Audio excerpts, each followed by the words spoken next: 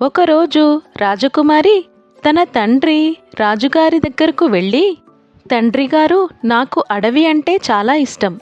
నేను నా స్నేహితులు కలిసి అడవిలోకి వెళ్ళి ఆడుకోవాలని ఉంది. అక్కడ అందమైన పక్షులు, జింకలు చాలా ఉంటాయి కదా.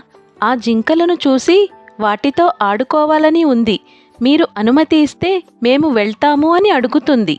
అప్పుడు రాజుగారు ఆలోచించి, అడవిలో ఎన్నో రకాల జంతువులు ఉంటాయి, కొన్ని ప్రమాదకరమైనవి కూడా ఉంటాయి, కాబట్టి నువ్వు నీ స్నేహితులు అడవికి వెళ్ళడం మంచిది కాదు అని చెప్తారు రాజుగారు.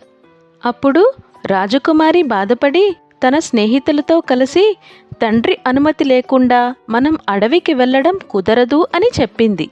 కొన్ని రోజుల తరువాత మిత్రరాజ్యంలోని పండుగ సంబరాలకు రాజుగారికి ఆహ్వానం అందుతుంది. కొన్ని రోజుల తర్వాత రాజు